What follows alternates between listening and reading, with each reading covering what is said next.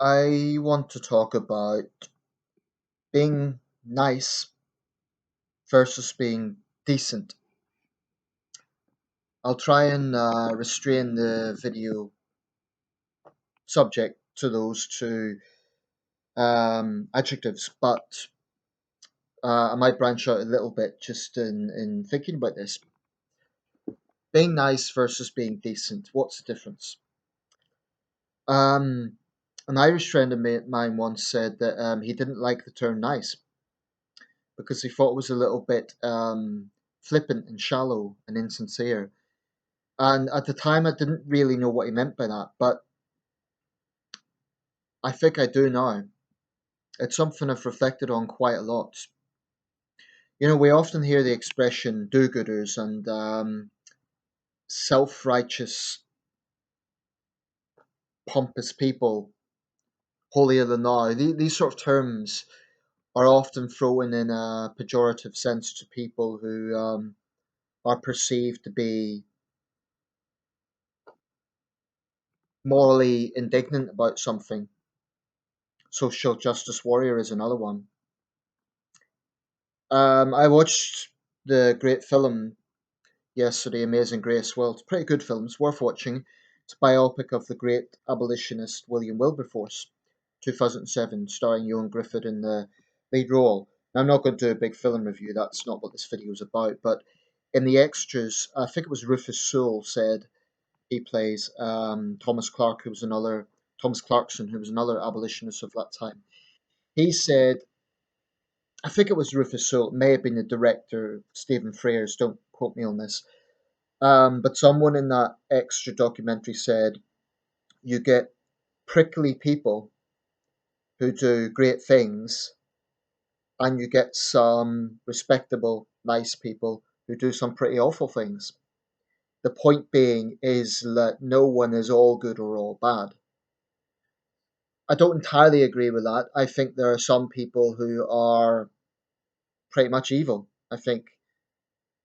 You take something like a child killer or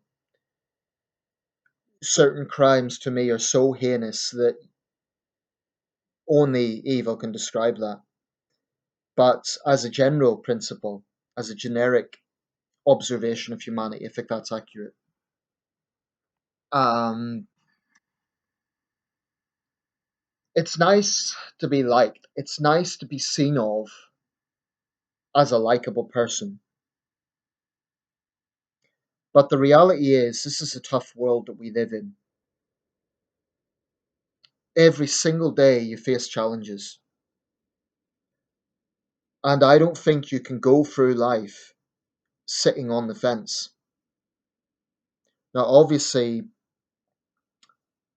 political discourse is part of this, but it isn't just about political discourse. You can take any subject, even a TV show or a film, and people who might have views about it. I think a lot of the people who are considered to be nice people tend to avoid confrontation, and I'm not criticizing that. I don't think there's anything. I don't think it's necessarily a case that people need to be confrontational or to seek out debate and confrontation in order to prove something. I think a lot of people are reluctant to give their opinions on things because they don't want to get into that situation. By the same token, there's also a lot of people, particularly in this country at this time, with a lot of opinions on a lot of things.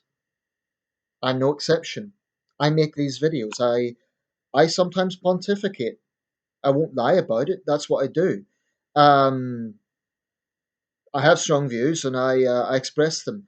So I'm not going to say, oh, I just put forward my views in a nice, neutral way. I don't.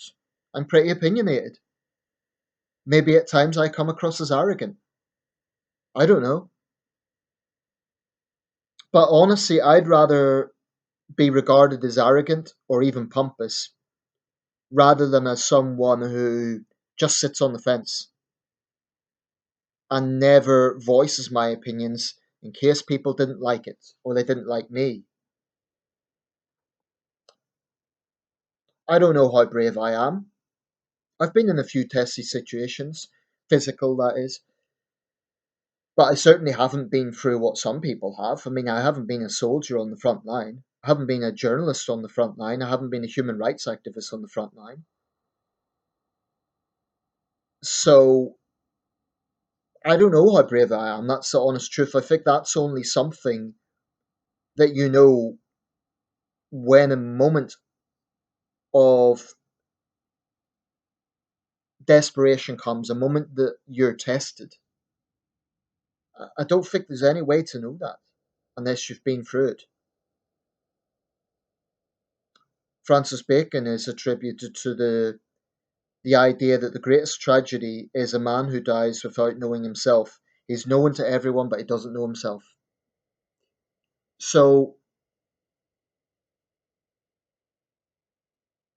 is it more important to stand up for what you believe in, which might mean being quite vocal, even quite abrasive, or is it more important to simply just try and agree with everyone and try to tell people what they want to hear and avoid confrontation?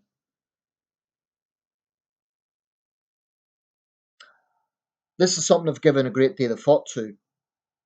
I can definitely see that there are times when avoiding confrontation is sensible. If, for example, you're in a totalitarian state,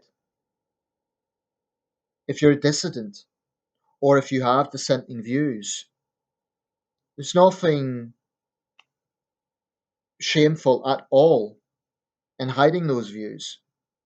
Because one argument could be, how do you help other people if you're jailed? You know, not everyone could be a Nelson Mandela. Not everyone can be that sort of heroic figure. And I use the term loosely because I'm not sure if there is any heroes in the absolute sense of the word, because everyone has faults, Mandela included. But there are circumstances where people are buoyed up because a moment comes when there is a collective sense of courage. I would describe what's happening in Hong Kong right now as that. But it took the leaders of these demonstrations to ignite what's happening there, and then everyone else followed. And sometimes following is not a bad thing. Other times it is if you're not thinking objectively. But when it becomes a people power movement like that, another example being the Philippines, 1986, Cory Aquino's people power movement. So getting back to the issue of being nice versus being decent, I think most people, if they're being absolutely honest, would like to be liked. I don't think there's many people that genuinely are passive about being hated, but I think there's a lot of people, well, I think there's some people who are content with being temporarily unpopular, or, I mean, this is particularly a question of leadership. Sometimes leaders have to do things that are unpopular for the greater good. But then it gets into a question of, well, do they know better than everyone else? Sometimes the public are badly informed. And I'm not giving any specific example here because I think, that comes down to opinion. But sometimes leaders have to do unpopular things. Sometimes particular acts of parliament or bills in Congress or whatever may be unpopular, but history may show them to be the right thing. When William Wilberforce was pushing his anti slavery message along with the other abolitionists, they were very unpopular. And there were, what's forgotten sometimes is that today it's a no brainer. Slavery was an evil thing. But it needs to be remembered that for members of parliament who were representing port cities like Liverpool, Bristol, you know, they had a real valid argument about the economic side of it, as crass and as vile as that sounds, because we're talking about human beings. But that would be the equivalent. I think it was Joan Griffith said, imagine today, for example, an MP saying we should cut the entire defence budget or we should cut an entire department or something like that. That's what it would have been like. And yet we know it was the right thing to do because slavery was an abomination. The threats were it would put the economy into ruin, it would destroy livelihoods, it would make cities like Liverpool and Bristol and elsewhere, go bust. So that historic context is important. I'm just giving these historic examples because it comes down also to individuals and public life versus private life. There are some public figures who are and have been widely admired, and yet details emerge of some less than savoury things. I mean, all those great heroes of modern times, they all had a dark side. Only recently, newly declassified FBI files allege that Martin Luther King Jr. laughed while a friend spoke about raping women. I don't know if that's true or not, but what we shouldn't do is put any human being on this platform of being a marble like figure, of being not capable of unpleasant views. Abraham Lincoln was said to tell racist jokes. You can give any great example of admired figures who have some dark sides. But that surely just reminds us that the whole idea of being nice, I think you can be a great figure and not a particularly nice person. Winston Churchill. Winston Churchill is rightly regarded as the greatest Briton. This was a man who not only was Prime Minister during World War II, this was a man who inspired, this was a man who really did save us from the brink. And yet, by all accounts, he was quite a difficult man to work around. He had a wicked temper, he was profoundly rude, he would probably even be described as a bit of a bully by today's standards. So, the point is that you can have a great person who does great things, but may not be a particularly nice person. Then you can have someone who seems like a really nice person. They're very polite, they're very soft spoken, they might even come across as kind. And yet something might emerge from the private life which really throws all that to the wind.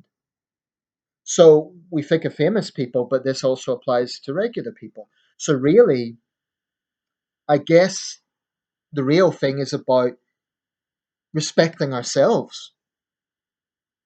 I think, and I'm no psychologist, but I think if you respect the best aspects of yourself, if you try to let those aspects grow, whatever is the best parts of your personality, then that is the way you begin to change the world. If you've no self confidence, if you've no sort of sense of self worth, if look down on yourself, if you think you're a bad person, you'll probably be a bad person because all that negativity will come out.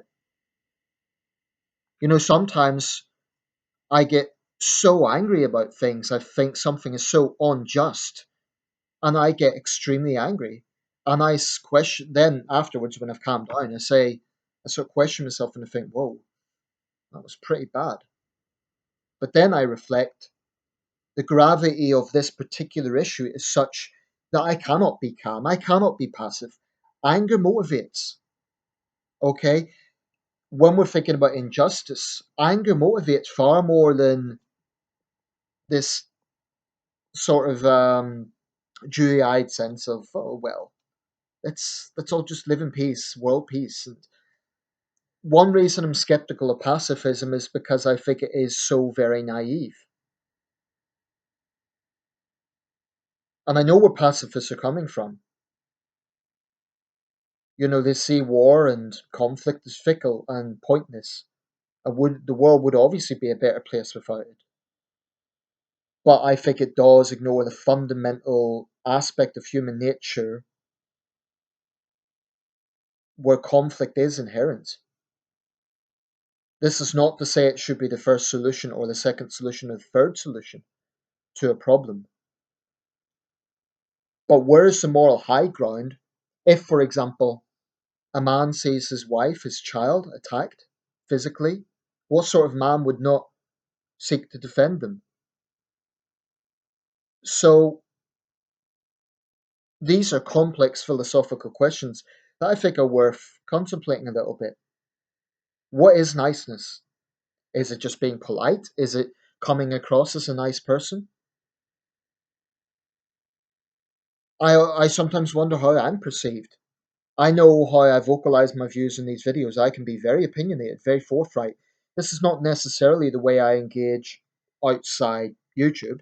It's not that if someone asks my views, I will tell them. I don't go around saying I believe this and, you know, I wouldn't go to a pub, for example, with people and say, oh, how can you feel this way about that? Or this is wrong or that's wrong. Incidentally, politics and alcohol, have to be careful with that one.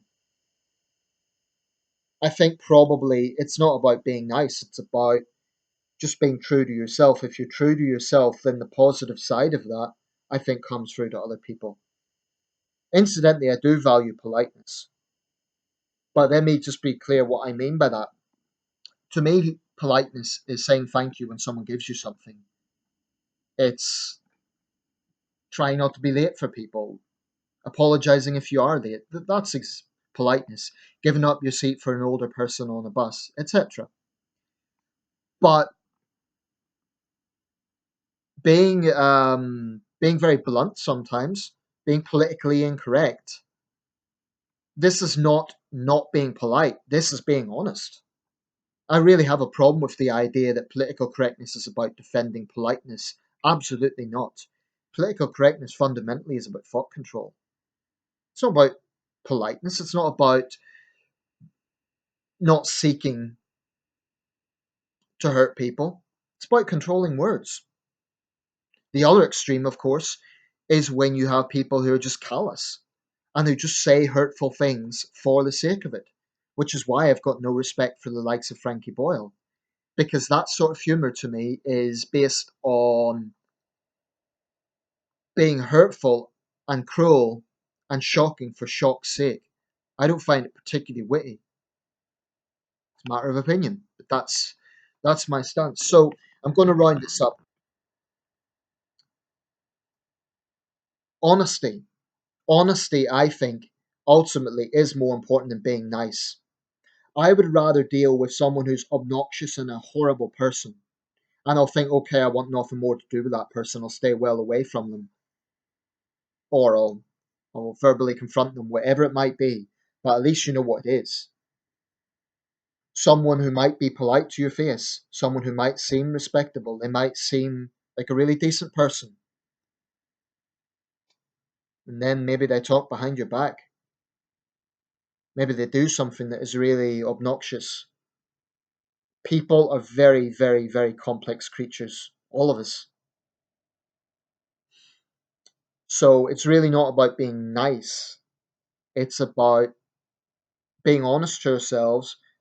And I think I'll conclude with this. That honesty is important, but I think decency is also important. Now, what do we mean by decency? Just don't be a dick. Don't push people around. Don't blackmail people. I don't know, don't treat people with contempt for no reason. I'm not going to say don't treat people with contempt because some people might well deserve it. But the point I'm driving at, and I suppose I've maybe been a bit too analytical with this, but the point I am driving at is that niceness is a bit of a vague idea. Being decent is being true to ourselves, being honest, but not just being a dick. I think you can be honest, but that's not the same as just being cruel and callous. I do see a difference. And to me, political incorrectness isn't the same as being a loudmouth bully or being nasty and callous. Political incorrectness is simply insisting that certain subjects need to be spoken about or people shouldn't be too sensitive about certain things. Let me know your thoughts.